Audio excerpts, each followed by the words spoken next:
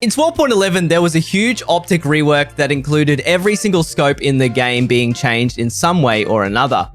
I know it can be confusing to try and digest all of the changes, and recently we did a video talking about some of the best red dots and how they changed from the patch before and then this patch currently. So today we're going to be looking at optics in general and some of the best optics in the game and how they've changed. Stick around and enjoy.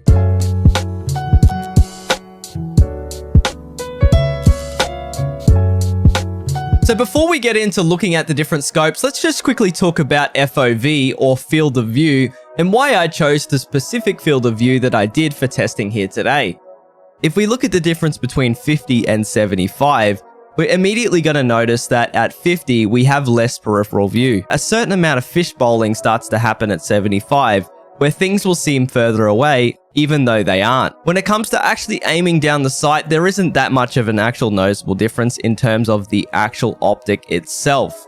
You will notice that the housing is slightly different, and you see a little bit more of the Picatinny rail and also the charging handle on 75 FOV. But for the sake of time, I'm going to settle on 63 FOV, as it's the middle point between 50 and 75.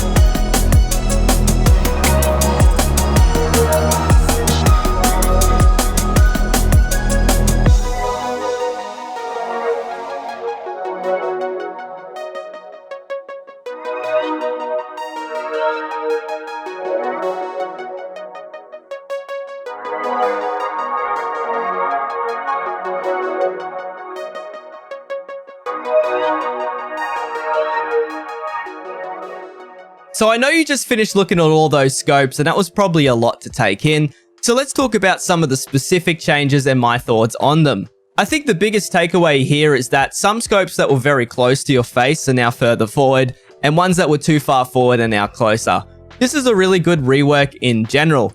The biggest example of this is stuff like the Vudu, which used to take up close to 80% of your screen when zoomed in. Now, they are further forward on the screen, which is actually probably a good thing.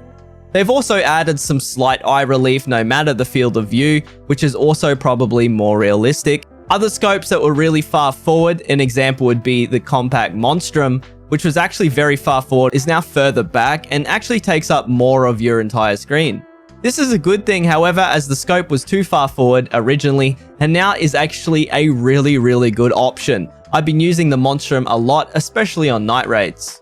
We're also going to be working on a video talking about some of the best scopes for night raids. I'm just not sure if we should pull the trigger and make it, but if that's something that you guys would be interested in, let me know down below. Now, one of the most popular scopes in the game, period, the EOTech Vudu changed for the better this patch. And I know a lot of you are going to disagree, but let me explain myself. If you look at the difference between the old and the new, you'll immediately notice that the new version is about 35% smaller, meaning it takes less of your peripheral view.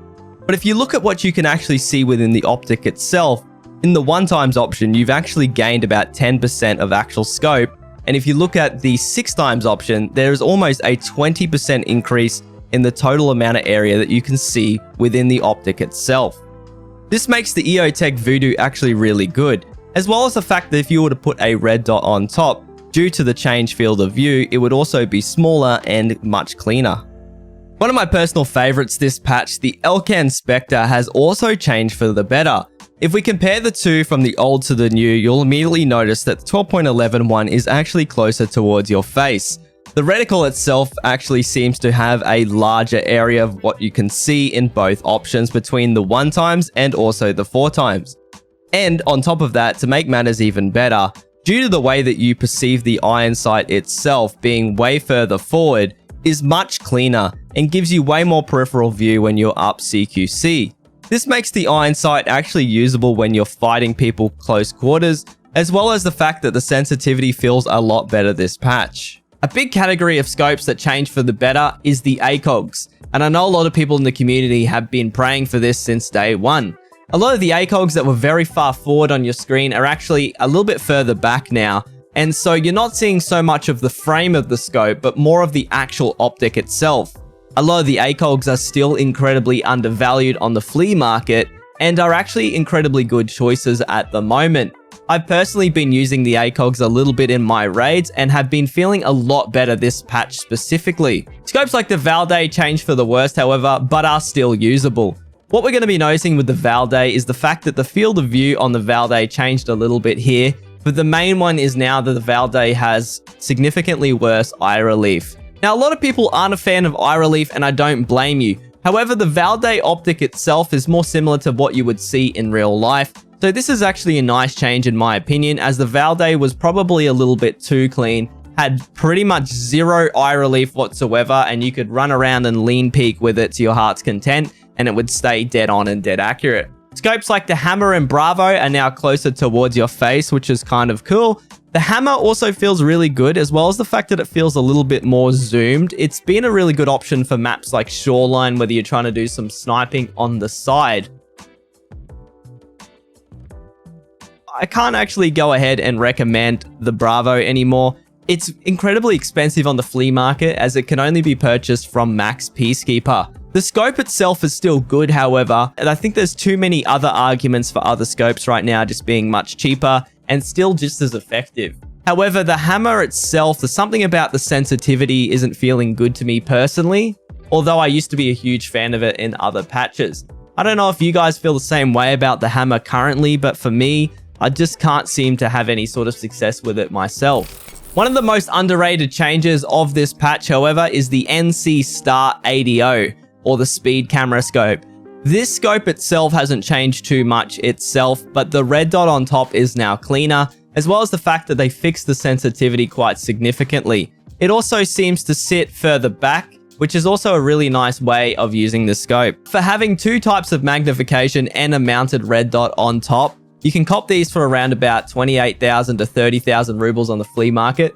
That's still incredibly good. I know the scope looks like trash, but it is a really good budget option, and I would consider running it. If we're looking at other assault scopes that I've been using quite regularly, Trijicon ACOGs are still so cheap on the flea market. It is actually crazy.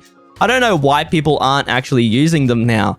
As well as the fact that the Trijicon RMR that goes on top of the scope is now cleaner than it was before, there's literally no reason that people shouldn't be using this scope. I'm still in love with the Burris TAC-30, as it's one of my favorite sniping scopes. I know a lot of people say that the reticle itself can be quite cluttered, but the best thing about this scope is the fact that it has a really cheap price tag for about 30,000 rubles, and if you can buy the mount yourself, it's going to set you back close to probably about 40,000 rubles for good amount of zoom.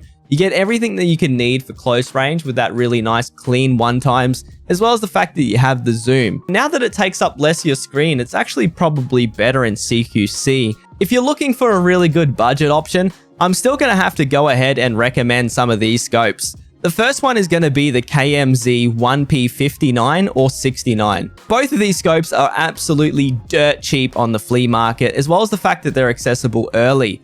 They're really nice on the SV98 and other things that you're trying to do some long-range sniping with. That's it for this video. Hopefully this helped you guys choose what scopes you like the best. As always, thank you so much for watching to the end. If you enjoyed this type of content, let me know what other types of videos you'd like to see next in the comments down below. I really appreciate all the love in the comment section, and I do pay attention to the videos that you guys want. So thank you so much for hanging out, for watching the videos and chilling with me. If you guys have any questions about today's video or you just want to come chat to me, I do stream live on Twitch. The link for that will be featured down below. Thank you so much for watching to the very end. And as always, we'll see you on the next one.